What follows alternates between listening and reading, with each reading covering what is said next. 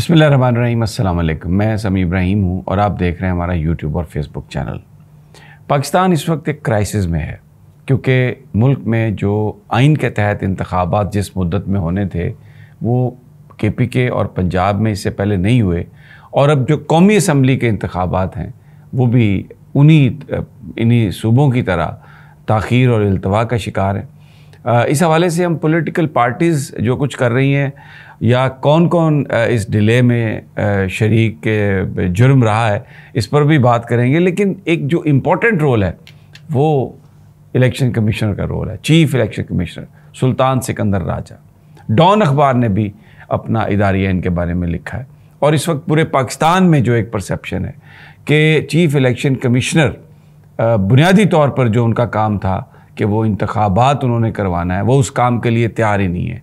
कौन सी ताकतों के हाथ में खेल रहे हैं, क्या उनके मकासद हैं, किस सिमत वो पाकिस्तान को लेके जाना चाहते हैं, इसके बारे में कहना तो मुश्किल है। लेकिन इस वक्त जो उनकी प्राइमरी जिम्मेदारी है आइन के तहत 90 दिनों के अंदर इलेक्शन कराना, वो हमें करते हुए नज़र नहीं आ रहे। मैं पूरा इसके हवाले से एक रिकॉर्ड है, जब KPK और पंजाब में इलेक्शन की तारीख़ों का ऐलान हुआ तो चीफ इलेक्शन कमिश्नर ने तारीख़ तब्दील कर दी।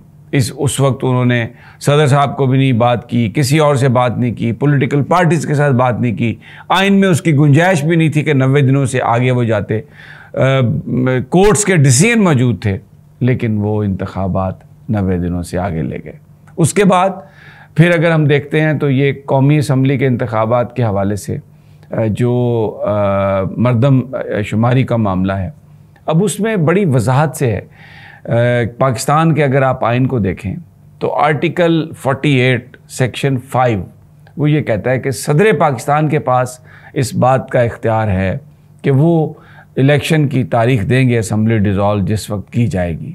और अब इस आइनी इख्तियार को ओवर रूल करने के लिए आपको एक आइन में तरमीम की ज़रूरत है। लेकिन इलेक्शन एक्ट के सेक्शन 57 में हुकूमत ने तब्दीली करके अब यहाँ पर रोल उन कुव्वतों का शुरू हो रहा है जो इलेक्शन कमिश्नर के साथ शरीक रहे हैं। PDM की हुकूमत, इसमें नून लीग और पीपल्स पार्टी, मौलाना फजलुर रहमान, असफंदियार वली, अख्तर मैंगल, बलोचिस्तान अवामी पार्टी बाप जिसके नुमाइंदे आज अनवारुल हक काकड़ साहब वज़ीर आज़म हैं, ये सब इसमें शरीक हैं इस सारी कहानी में। क्योंकि जब पंजाब में और KPK में इलेक्शंस की बात हुई तो जो वफाकी हुकूमत है उन्होंने किसी तरह से भी मुआवनत देने से इनकार किया, पैसे देने से इनकार किया। काबीना ने यानी सुप्रीम कोर्ट के अहकामात के बावजूद इलेक्शंस के लिए जो फंड्स दरकार थे वो काबीना ने नहीं दिए, वफाकी हुकूमत ने नहीं दिए, शहबाज शरीफ ने नहीं दिए, बिलावल भुट्टो जरदारी ने नहीं दिए, ये सब उस काबीना में थे। इन्होंने कहा कि एक ही दिन इलेक्शन होगा और हम फंड्स नहीं देंगे। आइन में इस बात की कोई गुंजाइश नहीं थी और चीफ इलेक्शन कमिश्नर इनके साथ मिल गए।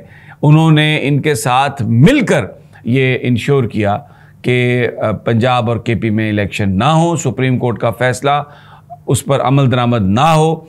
और उसमें फिर सबने हिस्सा डाला उसमें आके, यानी ना फंड्स मिले ना रिटर्निंग ऑफिसर्स मिले। उसमें जो अदलिया है, मसलन लाहौर हाई कोर्ट के चीफ जस्टिस ने कहा कि हम रिटर्निंग ऑफिसर्स अपने सेशन जज को नहीं देंगे। ये अलमिया पाकिस्तान का जो मैं आपको बता रहा हूँ, और ये प्लीज़ अक्रॉस द बोर्ड है, ये मैं किसी को हिट नहीं कर रहा। उन्होंने कहा जी नहीं, वो हम नहीं दे सकते। पाक फौज ने कहा जी हम सिक्योरिटी नहीं दे सकते। उन्होंने कहा बिल्कुल सिक्योरिटी। ब्रीफिंग्स हो गई, आके क्लोज डोर ब्रीफिंग हो गई और मुलाकातें चीफ जस्टिस से हुई एजेंसियों के सरबराहों की कि जनाब ये इलेक्शन नहीं हो सकते इसलिए कि मुल्क में तो बड़ा अमन अमान का मसला है। पंजाब और KPK सुप्रीम कोर्ट के अहकामात, लेकिन इलेक्शन नहीं हुए। सुप्रीम कोर्ट ने जब थोड़ा इंसिस्ट किया तो मौलाना फजलुर रहमान जुलूस लेके पहुंच गए वहाँ पर सुप्रीम कोर्ट के सामने, और इंतज़ामिया पूरी फैसिलिटेट करती रही उनके लोगों को। वीडियोस मौजूद हैं कि किस तरह वो लोग निकल के आए। और मैं सुप्रीम कोर्ट के कमरा अदालत में मौजूद था, बेंच 1 में, जहाँ पर उमर अताब बंदयाल साहब को गालियाँ निकाली जा रही थी और वो स्पीकर की आवाज़ें अंदर उसके आ रही थी। अब उसके बाद आ जाइए आप कौमी असम्बली, जो मैंने आपको कहा है कि इलेक्शन कमिश्नर ने अब जो सेंसस के हवाले से, उसकी मंजूरी के हवाले से जो काउंसिल ऑफ कॉमन इंटरेस्ट ने जो फैसला किया कि जी मर्दमशुमारी को कबूल करके तो नई हल्का बंदियाँ की जाएं, तो इलेक्शन कमीशन ने उनको एक बहाना चाहिए था, वो उन्होंने, मैं ये ट्रैक रिकॉर्ड देखते हुए कह रहा हूँ, उन्होंने उस CCI का जो फैसला है उसको सामने रख के तो उन्होंने इस हद तक चले गए चीफ इलेक्शन कमिश्नर कि उन्होंने सदर पाकिस्तान से मुलाकात से ही इनकार कर दिया। सदर पाकिस्तान ने लेटर लिखा कि आएँ मिलें, इलेक्शन की तारीख तय करते हैं, ये जो आइन है ये मुझे इस बात का इख्तियार देता है। चीफ इलेक्शन कमिश्नर ने वो सेक्शन 57 का सामने करके उन्होंने कहा जी अब आपके पास इख्तियार ही नहीं है, ये तो अब तारीख हमने देनी है, तो इसलिए आपसे तो मुलाकात का फ़ायदा ही नहीं है। लेकिन मैं पहले भी कह चुका हूँ कि अमरीकी सफ़ीर से उनकी मुलाकातें हो रही हैं, सियासी जमातों से उनकी मुलाकातें हो रही हैं, सदर पाकिस्तान से उनकी मुलाकात नहीं हो रही। और वजारत कानून जो है वो ये कह रही है कि सदर पाकिस्तान तो एक पार्टी के आदमी है, वो तो एक पार्टी के आदमी है, उनसे तो मिलने की ज़रूरत ही नहीं। तो जो बुनियादी तौर पर जो सबसे बड़ी रिस्पॉन्सिबिलिटी इलेक्शंस की थी वो चीफ इलेक्शन कमिश्नर की, आइन के तहत 90 दिनों के अंदर इलेक्शन कराना, लेकिन सबसे ज़्यादा कम अहमियत वो अपनी जो उनकी जॉब है प्राइमरी, जो उनका फरीज़ा है आइनी और कौमी, उसको नज़रअंदाज कर रहे हैं। और जो कुव्वतें पाकिस्तान में इलेक्शन मुलतवी करवाना चाहती हैं उनके हाथों में वो खेल रहे हैं, किसी तरह से भी कोई रिगार्ड नहीं है उनको आइन का। इलेक्शन के हवाले से एक उनका बायस जो है वो नज़र आ रहा है।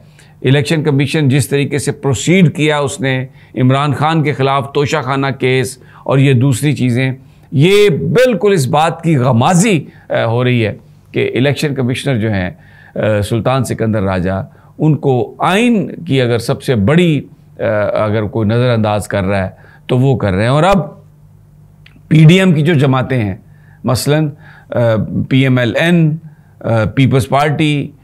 पीपल्स पार्टी तो अब उसकी जो सेंट्रल एग्जीक्यूटिव कमेटी है अब तो वो कह रही है कि जी इलेक्शन होने चाहिए, और काउंसिल ऑफ कॉमन इंटरेस्ट में जो उन्होंने उसकी मंजूरी दी उसको डिफेंड करने की कोशिश कर रहे हैं कि जी डीलिमिटेशंस जो हैं वो होनी थी और उसमें सीट्स नहीं बढ़नी थी, लेकिन अब तो ये सीट्स बढ़ रही हैं। और मैं आपको एक और बात बता दूं कि मर्दमशुमारी के बाद अगर हल्का बंदी हो तो जाहिर है फिर सीट में कमी बेशी होगी, तो इलेक्शन कमीशन या हुकूमत सीटों की तादाद में, कौमी असम्बली की सीट्स की तादाद में इजाफा या कमी नहीं कर सकती। उसके लिए आपको आइन में तरमीम की ज़रूरत है, और इस वक्त आइन में तरमीम नहीं हो सकती। ना कौमी असम्बली है ना सूबाई असम्बलियाँ हैं, तो आइन में तरमीम कैसे होगी उन नशिस्तों को, उस नंबर को कबूल करने के लिए, एक्सेप्ट करने के लिए? तो क्या इसका मतलब है कि फिर इलेक्शन नहीं होंगे? तो अगर उसमें तब्दीली आपने करनी है तो फिर इसका मतलब है आइन को सस्पेंड करना पड़ेगा। आइन को जब तक आप सस्पेंड नहीं करेंगे सीटों की तादाद नहीं बढ़ सकती। हल्का बंदी जो है या मर्दमशुमारी है, उसका असल जो मकसद होता है वो नशिस्तों की तादाद में कमी बेशी करना होता है, और जिन इलाकों में लोग ज़्यादा मूव हो गए हैं या जिन इलाकों से कम आ गए हैं वहाँ पर देखते हुए नतायज को नशिस्तों की तादाद में या कमी होती है या उसमें इजाफा होता है। और दूसरी बात कि जो CCI का भी फैसला था उसमें 2 निगरान वज़ीर आला थे, वो तो नुमाइंदे ही नहीं थे, वो तो रिप्रेजेंट ही नहीं कर रहे थे प्रोविंसेस को, वो तो वो लोग थे जिनका काम सिर्फ इलेक्शन कराना था।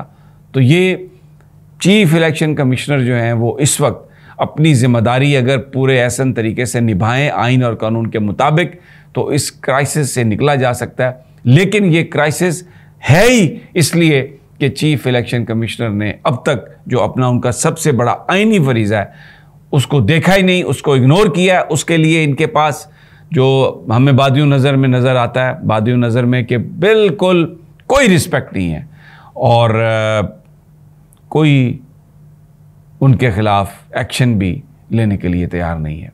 अगली वीडियो तक इजाज़त, अल्लाह निगहबान।